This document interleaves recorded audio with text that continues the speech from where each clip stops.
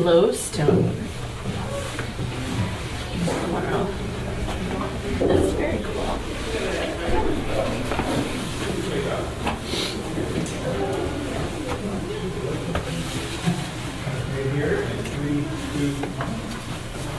Oh, they have a picture.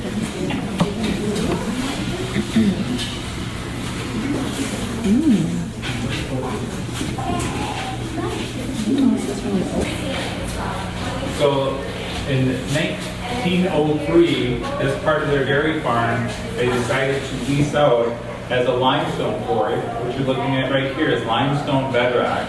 That's what they were here for, is to pull it from the earth, ground it up into gravel, and use it for the roads nearby in the early 1900s. So from 1903 to 1939, that's what was happening on this site. On August 4th, 1939, they placed some dynamite charges above our heads here. And when they detonated it, instead of the normal event happening that the rocks go down into the quarry where they could be ground up into gravel, it dropped straight down into a cave that up until that time, into its 1.8 to 2 million years of existence, not have a natural opening to the surface. So no bears or insects or snakes, nothing can get in here, so nothing dwelled in or lived in here. The only thing that made it in here that we'll visit later in the cave is called a springtail that looks like an insect, but it's technically an animal. The springtails are all over the world. You can find them in your garden. This variety doesn't have any eyes, no pigment, no color to them, never needed it. They evolved in total darkness. On that day, it took them a whopping 3 hours to decide to go explore the cave, but it didn't really take them that long to decide. It took them that long to load them up or get some lanterns, get back here, rappel down, and go down this side of the cave. Our salt cave. This version of lighting you see here, in addition to the Christmas lights, was put in place in the 70s and designed by the professor in the theater department at the UW. On our tour today, you'll be seeing stalactites, or stalagmites. They might reach the ceiling someday. Our tallest one right down there is 17 feet tall. We'll be checking by that in a moment. We'll also be seeing many stalactites. They look like icicles, but made of stone. And they hold tight to the ceiling. That's how you can remember what a stalactite is. I will go over how this cave formed, but I'd rather do it down in the cave proper so you guys can be closer to the formation. So I'll meet you right down by that 17-foot stalagmite. If you guys have a question at any time, this is a small enough group, just call out the question. Any questions? Well, what happened is some water with some dissolved carbon dioxide reached that point of the crack and formed carbonic acid like it's in your soda pop water. That's weak acid slowly dissolved away into limestone. And that makes this upper part of this cave is considered a solution cave because it was dissolved away by weak acid. And you can see it was mostly weak acid because we call it hot mark. When we come across another mineral as it's dissolving, you see these little holes that would get made as the acid oxidized, whatever, in minerals in those holes. Once the water, so this was a water-filled cavern for quite a while, and once the water receded down towards the water table, these formations above us, and look right here, were able to start to form. Now, if you look up here and you see where that light's reflecting off of that stalactite, that's how they grow, that water there. If it doesn't get pushed off by another drop of water, and if there's some minerals in that water, it'll fuse and bond to that stalactite, and it'll grow ever so slightly. It takes about 100 years for it to grow a centimeter. Needless to say, it takes a very long time. This part of the cave, you might notice, the stalactites aren't overly long. That tells us the water's coming through at too quick of a rate for them to dry up there and bond. So the minerals are still in the cave, still in the water, so it drops down, settles, and it makes a stalagmite. For this stalagmite to grow the height of me, it took 18,000 years. So again, a very long time. Actually, right here, what we're looking at is a stalagmite that is covered with another formation that's making it look like this dripping candle wax called flowstone. I'll go over flowstone more thoroughly a little later in the tour, where there's a better example of it. But that's that alien waxy look. Any questions? All right, well, we're about to head down to the southern sinkhole, southern collapse, and take a look at a very old fossil there. Sinkhole, you're actually parked on the other side of it. And there's a little sign by it if you find your way to that. Sorry. Or let's say southern sinkhole. This is like a volcano, but these are active or inactive. This is inactive, happened centuries ago. Doesn't look overly natural with how the rocks are set up. That's due to the fact that they decided to, in 1939, they didn't know much about caving. So they decided to try to dig through the collapsed side of a sinkhole. So they went back that way about 50 to 60 feet. You just got a lot of limestone in the face that gave up then. But it does naturally, I've done tests since then, and it naturally ends at about 100 feet. So that's why it looks so organized. What we have here is a picture of what a creature that lived before the dinosaurs, an ancestor to the current day squid, called the cephalopod, lived some 450 to 500 million years ago up in this shallow sea that was above us at that time. That party hat it's wearing is actually its shell. So when that passed away, its party shell fossilized in the bedrock here. And when our cave started forming some 2 million years ago, that shell started to be exposed in the ceiling of the cave. It looks like a speed bump or a unicorn's horn. It's right this is tight. There. Tip starts there, goes across all the way there. It's about a 6 foot. You know what? I don't have to duck. Do you never have to duck? Look, there's a hole.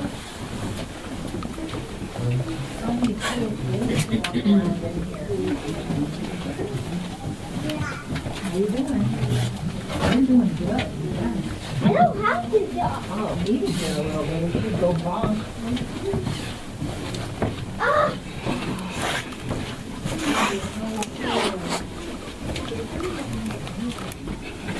I love to try this. Didn't you? Why did you go slow? Keep going. Did you go underground through the mud? No. Wow. Here's another place to duck. I don't. See, turn this way, buddy.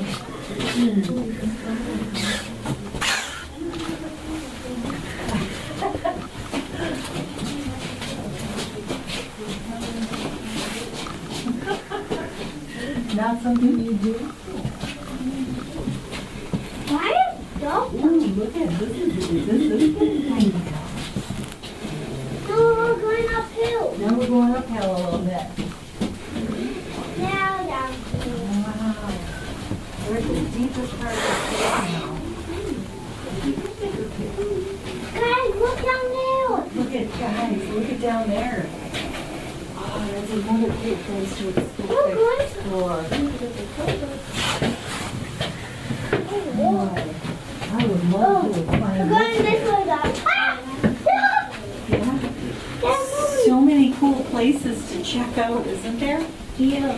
Yeah, you could have a really lot of fun in here if you were just a little boy by yourself, couldn't you? Or maybe with a daddy or a daughter. These are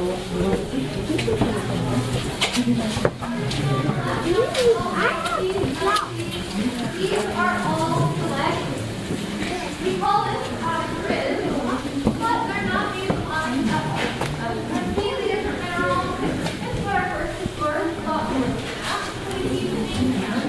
There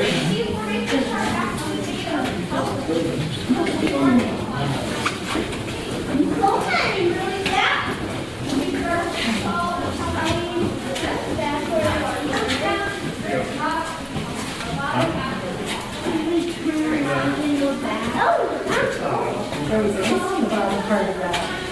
I'm looking at the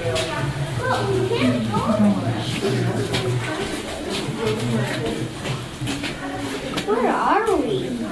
We're right underneath where the discovery site was. We're just right below the platform where I talked about the discovery of it.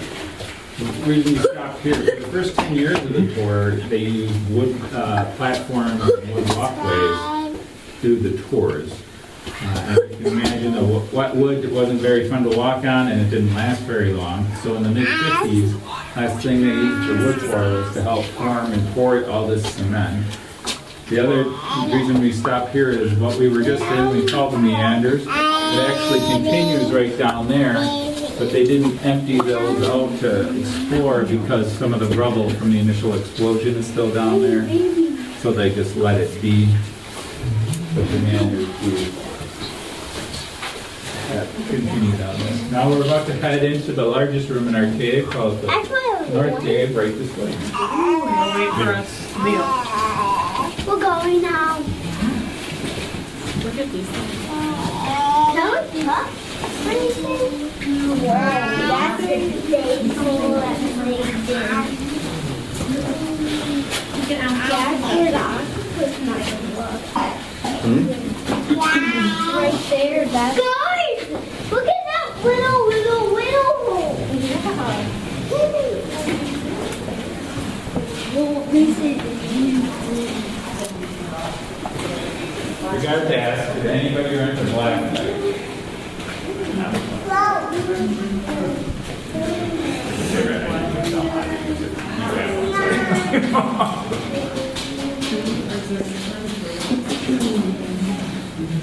That's where I was going to tell you about where there's going to be another way for you to go.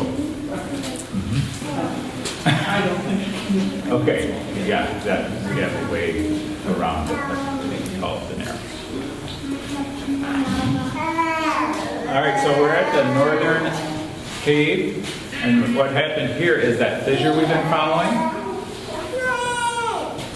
Right here, but it ends right here. Another fissure, this is what we'll be touring the rest of the time. As you can see, two fissures, so it was actually two caves at some point when it was first forming until these walls dissolved away to make it just one cave. They can think this one's a little younger than that one just based on some of the aging of the formations, but not by much. The new cave that we'll be following starts right over here, where you see a different formation coming out of the ceiling. What you're looking at there is called a ribbon stalactite. It's created when the water comes out with the minerals and runs along the ceiling for a while before dropping down to the cage floor. Add quite a few thousand years, and you end up with a ribbon stalactite.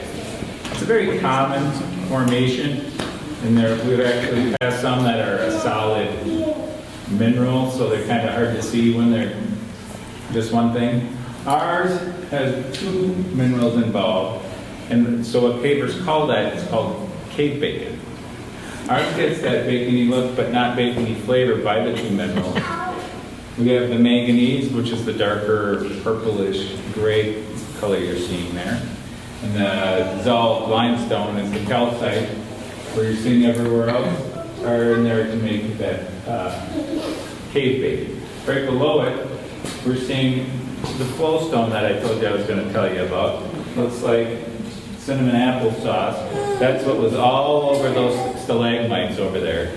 How flowstone's made is there's a puddle at the top of any flowstone. When that water overflows with some of the minerals, it flows down and bonds to the formation below it.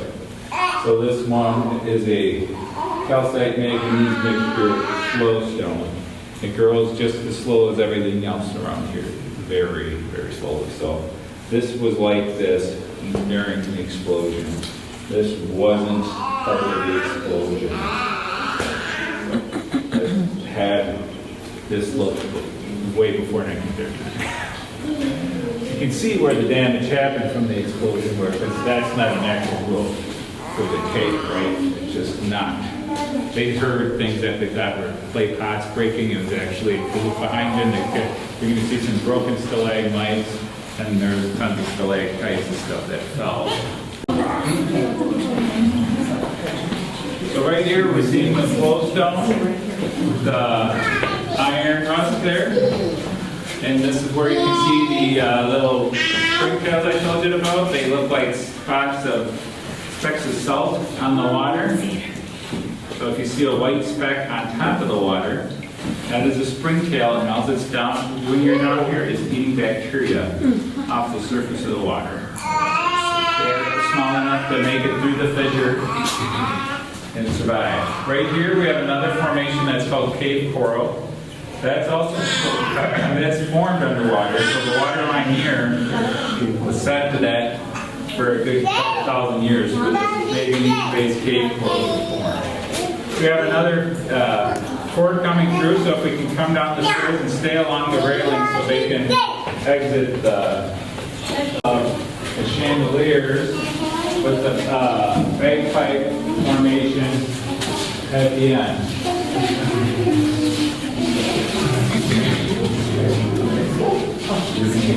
Look at all the pointy stuff on the ceiling. Yeah. So we put them and walk down and where the Christmas lights are. Yep. Yep. Nobody should be turning off. That's why she asked me to turn off.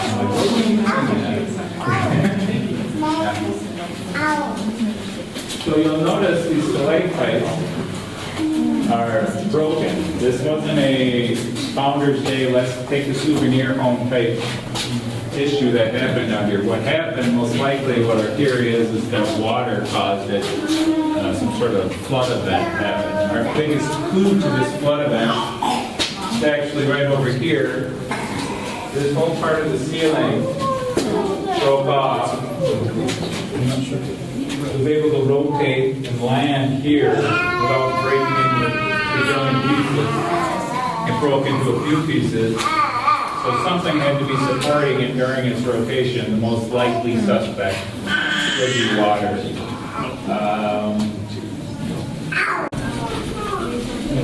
Look at how many of these pointy things there are, Cedar.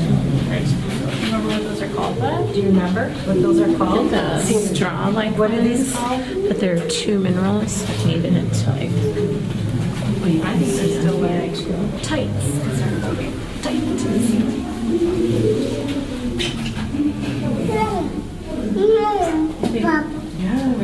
So these, Cedar, do you see how these have holes in them? They're literally like straws, honey. That's cool. Do you see what's going on? What's wrong, baby? See what's wrong? I know, but I'm not gonna. You're gonna have to walk behind me. Kenny, I'm right behind you, okay? We're all right here, buddy. Look at how cool it looks behind you. Oh, cool. But it's really skinny. It's very skinny. I was thinking about it. Good thing not skinny. Thank you for leading the way, Cedar. We're fine.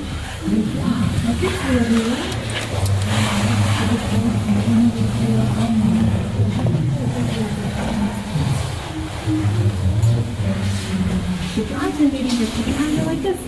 This one is I don't know if you make it. Is there a particular name when the stalagmite connect? Yep. And those connected is called a column. It's a boring name, but those are called. Right, because you see, you're probably just getting to it right now. So that's what is going on here. We have a column that's met and it's being covered with, looks like some flowstone going over it now. You actually passed some when you went through the narrows, there was some column. As you can see, the cave's getting much too small to navigate and see the formation. So back in the 40s, early 40s, this is where the cave tour would say, hey, isn't that pretty? Back through the narrows. So to alleviate that, they dropped a mine shaft and used hydraulic drills and pickaxes and made a tunnel so we can continue to explore the cave via a tunnel. And that's what we're about to go head into right now.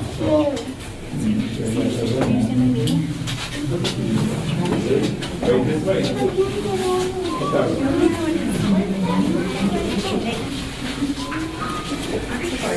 You mean this right here, this whole thing? That's called flowstone. I'm going to show you some more flowstone right over here. You can see through that. With the light on it, Cedar, see how it is like right now. Almost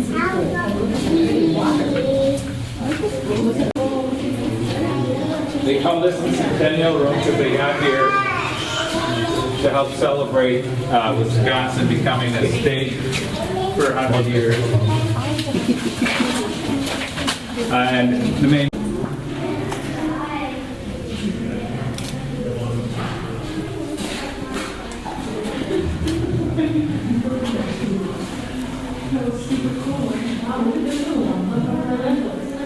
This is the figure for this cave, this surprise cave is literally here.